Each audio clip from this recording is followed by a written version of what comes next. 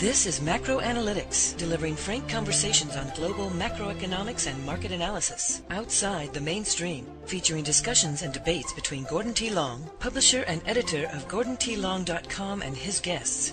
The content of this discussion is strictly the opinion of the participants. It is in no way a solicitation for business, nor is it to be considered investment advice of any sort. Always consult a registered investment advisor before making any investment decision.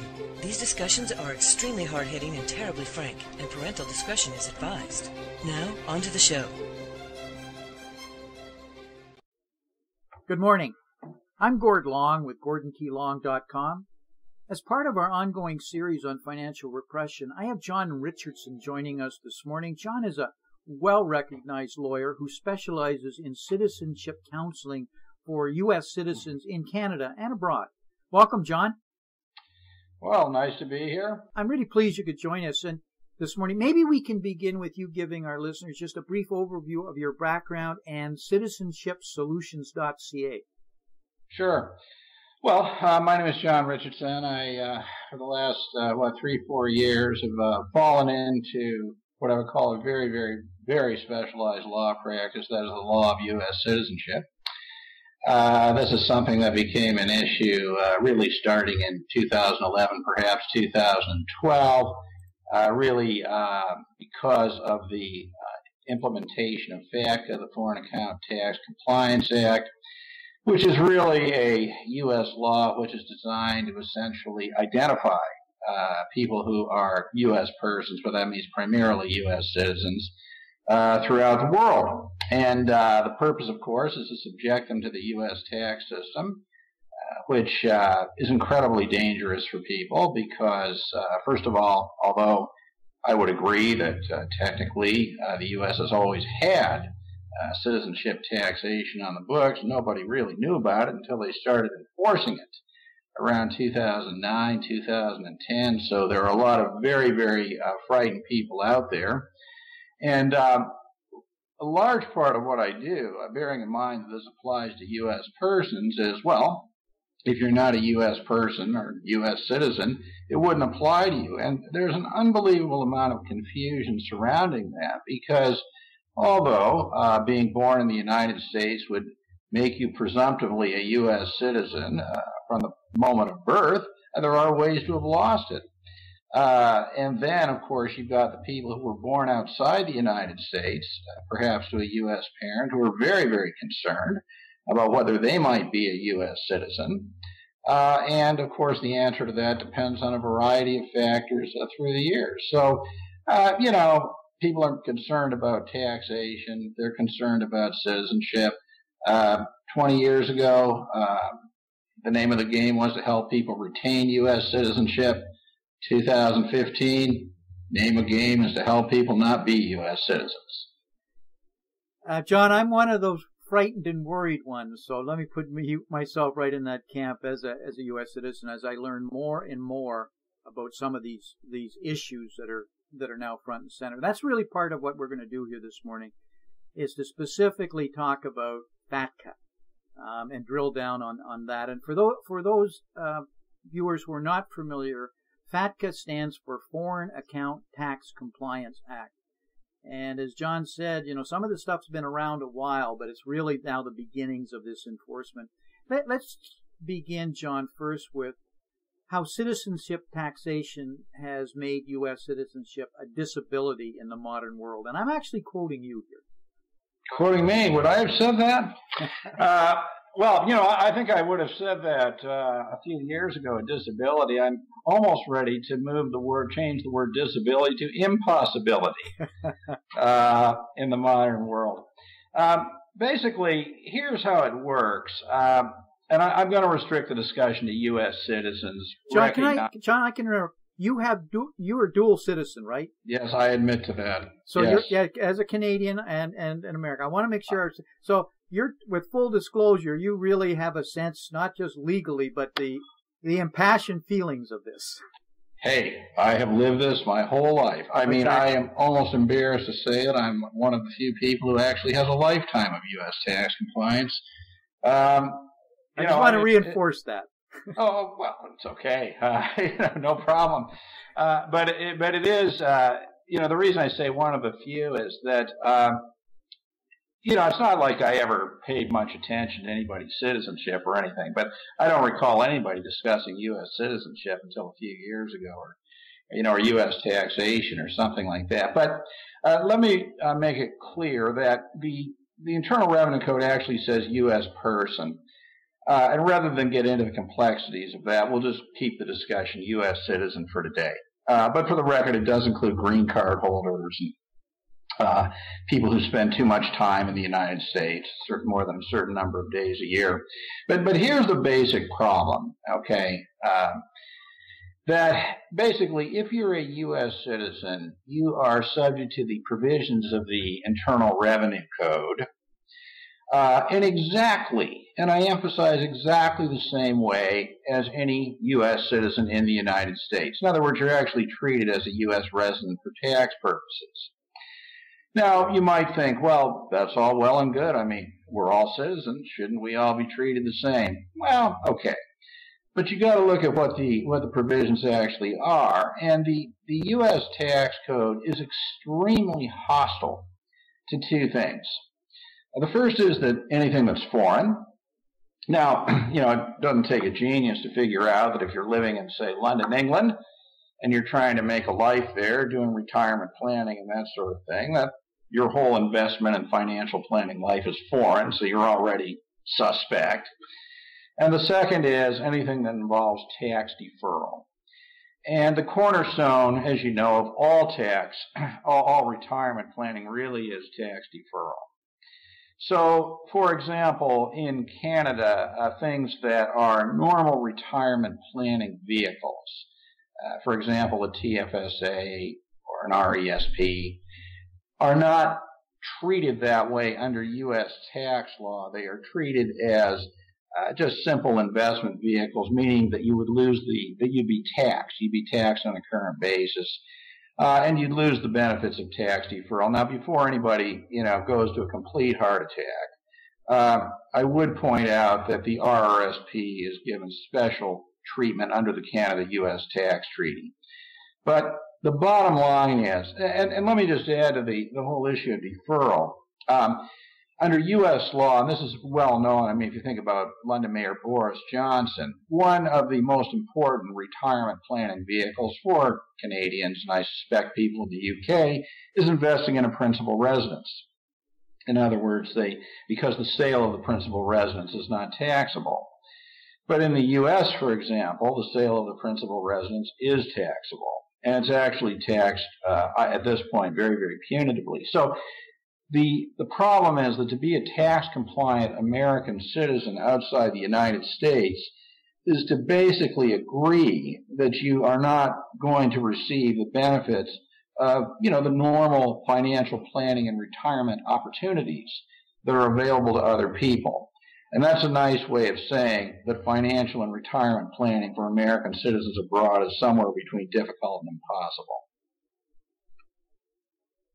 Yes, I hear that more than once on a regular basis. John, I read somewhere where you said renouncing U.S. citizenship is an excellent investment for U.S. citizens not living in the U.S. What did you mean by that specifically? Well, what I mean by that is unless you have a specific reason for wanting to remain an American citizen, which would mean, I suppose, moving back there, or any other reason, maybe you want to be an American. I mean, it's a personal choice. But you will liberate yourself from all of the restrictions on your ability to plan for retirement, your ability to run your business in a normal way. For example, in other parts of the world, in Canada, including in Canada, it's normal for people to carry on business through a small business corporation, something that's incorporated. As an American citizen abroad, you would not even want to touch that, because of the reporting requirements alone. So you can do that. You can invest in the same kinds of retirement planning vehicles that your neighbors can. If you're a U.S. citizen who is married to a non-U.S. spouse with a non-U.S. family, you are no longer, and I hate to say it, okay, but you are no longer the burden in the family, which is an impediment to retirement planning. There's an immediate return of not being a U.S. citizen, and I emphasize that it is not a tax issue at all. because there's another country that has citizenship taxation, an African nation called Eritrea. And what they do is it's a 2% tax, over and above everything else, which, by the way, is less than the 3.8% Obamacare surtax, just to put this in perspective. But I think that most Americans abroad would pay a 2% tax to remain an American citizen. But what they can't live with is the restrictions on their ability to actually, have a normal life. And so to renounce, first of all, frees you from the restrictions, the inability to have a normal retirement investing life. But secondly, renouncing, by the way, is not a simple thing. There are many people who actually have to pay an exit tax. And I don't mean the $23.50, fee to renounce U.S. citizenship. I mean literally a tax on their assets. And by the way, this is a tax on assets that are non-U.S. assets and that were accumulated after people left the United States. And even on that level, though, I find that many people have concluded that it is a good investment to pay the exit tax to free themselves to move forward in life. It's a very, very difficult situation. Anything else we should be aware of from this exit tax that you're seeing? I think there's so much. Oh, yeah. Well, first of all, if you were to go to my citizenship solutions.ca, the very top post is a discussion of the exit tax. But here's the problem. Now, you can just bear with me for a second. I want to make it clear that there are many countries that have taxes that kick in when you sever the taxing jurisdiction of the country. Canada, for example, has a departure tax, where essentially if you leave Canada, you're subject to a deemed capital gains tax based on your sale of assets, etc. The problem with the U.S. is that what severs the taxing jurisdiction is the loss of citizenship. And so therefore, if you renounce your citizenship, what happens is that the expatriation provisions of the Internal Revenue Code kick in. Now, for anybody who is what's called a covered expatriate, I'll say it again, covered expatriate, the exit tax rules would apply to you. Now, let me say what a covered expatriate is, and then, assuming you are, what the exit tax rules are that do apply to you. A covered expatriate is any U.S. citizen who has too much income, and that's actually measured in terms of U.S. tax liability. It's a very high amount. It's actually an average U.S. tax liability, not income, approximately $150,000 per year. It's higher now. Most people are not affected by that outside the country. But where they are affected are the next two. If you have more than $2 million U.S. dollars of assets. Now, I live in Toronto, and I'm a middle class, at best a middle class person. I'm amazed I've even achieved that with U.S. citizenship. But anybody who lives in Toronto will know that, the average house in Toronto is now, I would say, somewhat north of $1 million. So it's no problem at all, for a very middle class person to be a covered expatriate on the $2 million level. Add a pension plan, somebody's got 30 years of, working, it's easy to have a pension plan with a present value of $1 million. So the second way to be covered is if you meet that $2 million asset threshold. And I've got to tell you, I've got a lot of people bumping up against it. Also, John, if I could just interrupt for our listeners, they need to appreciate that in Canada, that $1 million home, the mortgage is not tax deductible. Is that not correct, John? That is absolutely correct. See, down in America, $1 million home, and you'd be writing off your mortgage, but that's not the case in Canada. So but then on the other hand, when you sell the home, it's not there's no capital gains. Right? That's right. That's the trade-off. But Americans abroad get the best of both worlds. They're subject to the capital gains tax on the U.S. side, but they can't use the mortgage interest deduction because it's not available in Canada, right? Mm-hmm. I mean, there's really no way to navigate two tax systems. It's just simply not possible. Third way to be covered is if you can't certify U.S. tax compliance for the 5 years leading up to the renunciation. Very few people are able to do that for the simple reason they never knew they were supposed to be filing taxes. So there's this big scramble, to get them into compliance. Now, if they trip one of those three chords, and many of them do, they're a covered expatriate. Now, here's where the real horror begins. One, all assets are inventoried. And what you have to do is you have to pay a deemed capital gains tax. In other words, we're going to pretend you sold it, what the capital gains tax would be. You got to pay that tax. Now, not good. But here's where it is absolutely horrific. Now, I'm going to have to say this twice. This is so shocking. But basically, if you have a non-U.S. pension and you're a covered expatriate, for example, you're a University of Toronto professor and you've taught there for 30 years, what happens is that the present value of that pension is deemed to have been paid out in one lump sum on the day before you renounce U.S. citizenship, and you have to pay a full U.S. tax on that as income. Now, I've heard you use the word confiscation. I've heard speakers on your show use the word confiscation. What happens is that the U.S. exit tax confiscates the pensions of covered expatriates. So you got to make sure you're not a covered expatriate. The $2 million is not indexed for inflation. Therefore, everybody will become a covered expatriate. Therefore, my advice, I'd start looking at your financial situation sooner rather than later. John, clearly FATCA is aimed at maximization of taxation and from the United States perspective and any other countries that are involved with GATCA now, but they have different, they don't tax their citizenship. Right. That's what's different in the States. But is there more going on here? Is this really about trying to grab more tax, or is it capital controls in another fashion?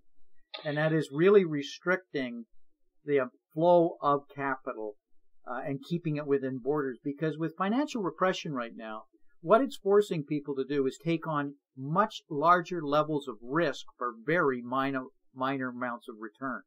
And so therefore they're chasing yield at record levels. And that's a function of an informal capital controls. Can you comment on that? FATCA has a number of different effects. Whether they were the intended purposes at the time of inception, I don't know, but they're clearly well understood now. So, yes, absolutely, FATCA is a form of capital control. I mean, what it does do, at a bare minimum, is makes it hard to get money out of the United States once it's in the United States. And one of the problems of FATCA, of course, is leaving aside the banks, is the reporting requirements on Americans abroad. I mean, they're basically, under threat of almost confiscation, required to, report all their financial assets under FATCA. And, that clearly provides the mechanism for control. The whole U.S. tax system is designed to punish anything that involves transactions that are foreign. So, on a very benign level, say you take an American citizen in the United States who, wants to move money outside the United States and put it in, something that could be deemed a foreign trust or something like that. A whole level of, reporting and taxation kicks in. So absolutely it's about capital control. It's absolutely about expanding the U.S. tax base into other countries because, under FATCA, what the U.S. has strong-armed other countries into doing is actually seeking out, almost, I hate to use the word, but hunting, people born inside the United States, to turn their information over to the IRS. And the effect of that is essentially to make the Internal Revenue Service of the United States probably America's #1 export at this point. Imagine, banks all around the world, law firms, financial planners around the world participating in a hunt for people born in the United States. That's what's happening. John, can you comment on, let's say people that have money outside the States, they have moved it out numbers of years ago. What PFIS means to them? Oh, PFIC. Oh, my God. The most dangerous four-letter word in the English language. So there's more bad news here? Oh, God, I hope nobody's listening to this without sitting down. PFIC is an acronym, PFIC. It stands for Passive Foreign Investment Corporation. Now, let's look at all four words. Passive. One of the things that FATCA is about and that we're seeing is the sort of hunt and the identification for income from capital. Okay? You know, this is basically the result of where the world has gone demographically. So passive income, okay? Foreign. Remember, anything that's foreign is going to be a problem under the Internal Revenue Code. Investment, and then finally corporation. Now, you can look at the rules. They're in section 1251, 1257 of the Internal Revenue Code. They're amazingly complex. But essentially, if you own a PFIC, shares in a passive foreign investment corporation, and that's defined basically as there's an income test and an asset level. More than 50% of the assets are, used for the generation of capital. And understand that would include almost any foreign corporation with an excess of cash, because cash is, treated as an asset. Mutual funds are understood to meet this test. Why don't I use the example of the simple, lowly Canadian mutual fund? Okay, there's agreement in the tax community that qualifies as a PFIC. Now, here's what happens. It's carved out for extremely punitive taxation and reporting requirements. Now, I want to compare buying a share in a company versus buying a mutual fund that's a PFIC. So if you buy a share of stock, you're going to get income in two ways. One, you're going to get a dividend. And secondly, when you sell it, you're going to get a capital gain. Now, you would expect under U.S. law for the dividends to be treated as normal dividend income and for the sale of stock to be treated as a capital gain. That is not so if you're dealing with a PFIC, a passive foreign investment corporation, unless you made very clear and expensive elections at the time you bought it and nobody, of course, knew about it. Now, here's the default taxation for a passive foreign investment corporation. I want to introduce you to the term excess distribution. You'll find that in the Internal Revenue Code. Now, you can have an excess distribution if on the income level and on the sale level. If you sell a PFIC and you have what normally would be treated as a capital gain, it's an excess distribution. Or if a dividend is too high relative to other years, it will also be an excess distribution. So, given excess distribution, now here's where the horror begins. One, instead of being taxed as a dividend or capital gain, it's taxed as ordinary income. Not very fair, is it? Gets worse. Two, it's taxed at ordinary income at the highest marginal tax rate in existence on the day of the sale. Okay? Three, pretty bad so far, right? Gets worse. This is the great thing about U.S. tax law. It always gets worse. Okay? Here's how this gets worse. If you look at the description of the section of the Internal Revenue Code, they describe it as an interest charge on deferred income. So what they then do is they take the amount of the excess distribution, and that has to be allocated over every day of the holding period, okay, to get you to pay an interest charge for essentially having deferred tax. So it's, so again, it's an allocation over many years, and interest payable, but it's compounded daily. Okay? Now, so what does that mean practically? The first thing it means is, okay, don't buy mutual funds, all right, that are non-U.S. But I also want to make this very, very clear. I'm going to say this twice. Don't sell them without getting professional counseling either, because as you can see, you can erode a ton of capital just by selling them. Don't sell them without getting professional advice on this. Okay, you can do yourself a lot of damage. So, don't buy them. Don't, that much is, I can tell you that. Don't buy them. Don't sell them, okay, without getting specialized advice. And frankly, I think that the PFIC situation is good enough reason to renounce U.S. citizenship. Interestingly, you know the author, Gordon? You know the author, James Dale Davidson? Yes. Here, let me, okay. Brilliant man. Wrote a book in '96 called The Sovereign Individual. And, like all this stuff, he's an interesting historian. He's talking about the move to the digital age. And he talks about citizenship taxation.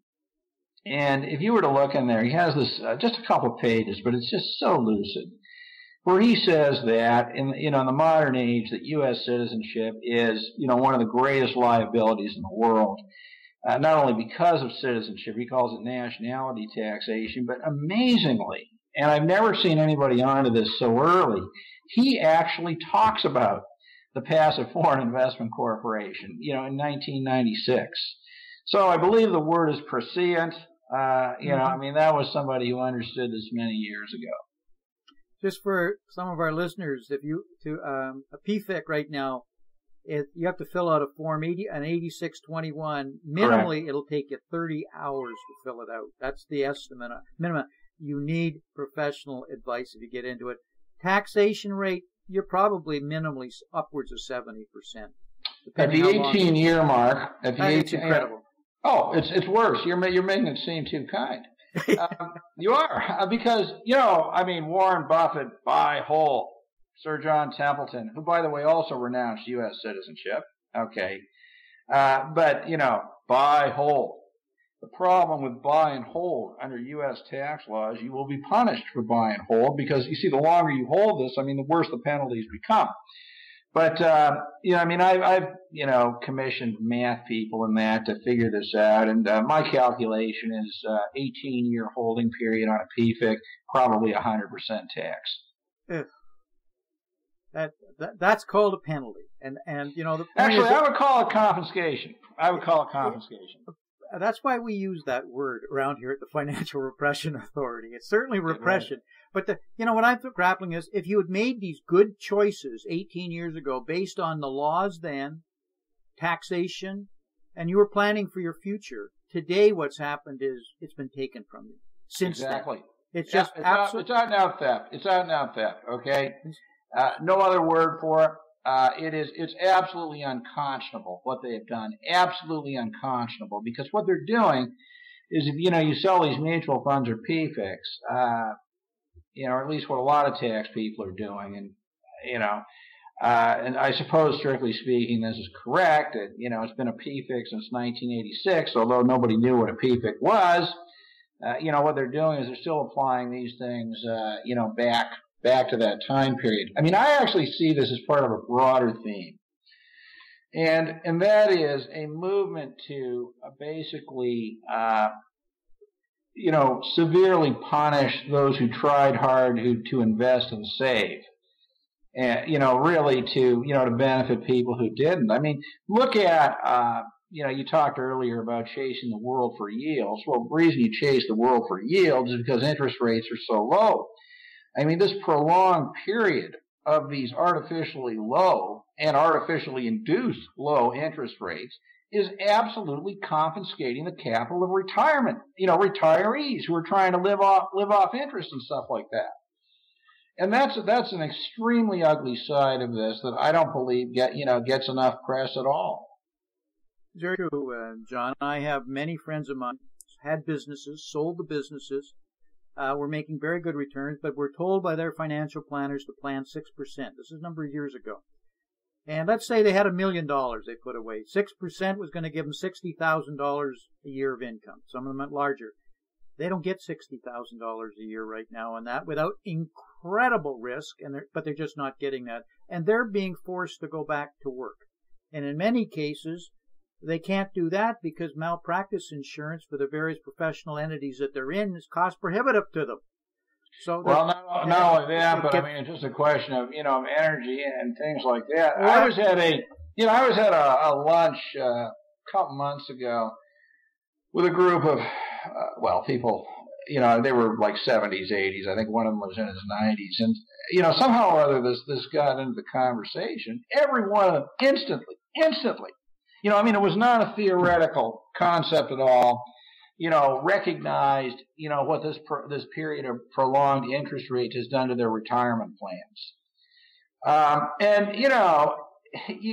It seems to me that all of this has been the result of trying to save those who were most reckless, the debtors on the backs of the very people who were financially responsible and saved for retirement. That's exactly right. It is unbelievable. It's unbelievably unjust.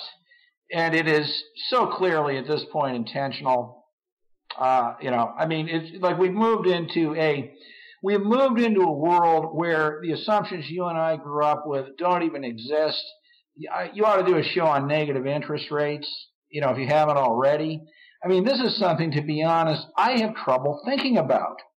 I mean, after a lifetime of thinking that, money costs something and that, I mean, I have a lot of trouble with the concept. But, the result of all this is that not only is there no return on capital except at extraordinary risk, but we're moving into a world of negative interest rates. And I guess, what I find interesting about it, going back to the theme of the most reckless survive, the people who actually come through this are the people who sort of recklessly went out and borrowed lots of money for real estate and have sort of now, ridden the run-up. And all those who for years have been saying, oh, well, it's an overvalued market, whatever. I mean, obviously, all things come to an end at some point. But if those people were smart, I think they'd get out of their assets now, those real estate assets that have appreciated so much. Financial repression is the losers are savers and pensioners. Always. The winners are debtors and highly leveraged speculators. That is a fact, and that's where the rewards. And unfortunately, it can't sustain itself at some point. And as bad as quantitative easing has been, and we have another round, in my opinion, of quantitative easing in front of it. It's only the beginnings of more to come, and that is when you mention negative interest rates. We have negative real interest rates and have had for some time, but now we have negative nominal rates, and we have $5 trillion of bonds now trading in the world at negative rates. $5 trillion. And that is going to accelerate, and that's money that's trying to protect its return. It's willing to take a negative return because they hope to get the capital back. It's battening down the hatches. And we're going to a war. We're beginning a war on cash right now, where we'll go to a cashless society because cash stops negative nominal rates. People will take the money out of the accounts, out of the banks, which is a bank problem. But they have to go to when you have rates at zero. How do you stimulate economy? You have to force the consumer to take on more, and the way you do that is to move the money out of the system vis-a-vis penalties on cash. So there's a carry tax on cash coming, and that's why the war on cash. $5 trillion is only the beginnings. It's a trend. It's a trend that we're in. So it supports everything you say. And they need these kind of controls. These kind of controls that is going to allow that movement of money to be tracked and penalized and taxed. I think you're absolutely right on that. I mean, I think the policy question for, governments, and if they really had the courage, to think beyond the next election, it seems to me the question is a very simple one. Are we going to destroy everybody, or are we only going to let the people who are irresponsible destroy themselves? That's the question. And apparently, the answer so far is that policymakers have decided that it's far, far better to destroy everybody, especially the savers and investors, than to put the blame where it really belongs. And I hope that changes. I don't see any evidence it's going to change. I mean, it's going to require, politicians with, I think, who are very, very courageous, to think beyond the next election. But, it's fascinating, though, I got to say. I mean, we're looking at a monumental shift in how the world is working. I mean, one of the things about FATCA is that it's made the United States radioactive, to everybody, including their citizens. And, the whole thing is sustainable only because the U.S. dollar is the primary reserve currency. And, I think you and I, well, at least I think you would agree that, one of the effects of this worldwide is to begin to diminish the U.S. dollar is at least the primary reserve currency, and that's clearly that's already starting to happen informally, and it's gonna pick itself up and accelerate. We are looking at a very, very interesting next decade or so. The world is not going to look anything like it does today. I think that's the key part. Don't look at the past as what is in the future. We're going into waters that we've never imagined before. And as bizarre as we thought quantitative easing was as an experiment, and now we've accepted, there's more to come. and negative interest rates, war on cash, penalized for savings, even keeping cash. These are in front of us. John, we have to break for time. Is there a key message you'd like to leave with our listeners before we break? Well, I think the key message is simply this. On the U.S. citizenship thing, the reality is that they are identifying people born in the United States and trying to bring them into the U.S. tax system. Once you're in the U.S. tax system, it will be very, very difficult for you to live a normal life if you're not in the United States. I think you should understand that, and I think you should, make whatever decisions that are appropriate to your circumstances. The key is knowledge. The key is understanding, and then make whatever reasoned decision makes sense for you. But understand, okay, that this is real. All right, it's already started.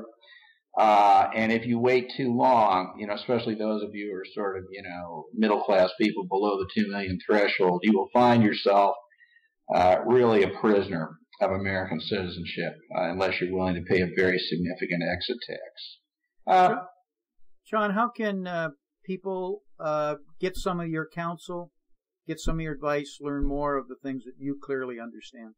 Oh, sure, yeah. So I'm at citizenshipsolutions.ca, citizenshipsolutions.ca, and I do, I have a program that I call educational outreach. I do a lot of I've done speaking on these topics all around the world. Stay on top of that, or if there's even a phone number there, you want to give me a call, happy to help you within reason. Okay. John, thank you very much. I appreciate your frankness and your honesty, and you've scared the hell out of me this morning. But anyway, thank you very much. There are worse things than this, okay? I've been to parts of the world where there's no clean water. We have those things here. But because we have clean water, I think most of us can expect to live on for a while, all right? So these problems have got to be acknowledged and dealt with. Talk to you again. Thanks so much. Thank you very much. Bye. Bye. This has been Gordon T. Long, editor and publisher of GordonTLong.com. New recordings are posted regularly and can be found at GordonTLong.com. New show notifications are available through RSS feed, iTunes, and other social networking venues at GordonTLong.com.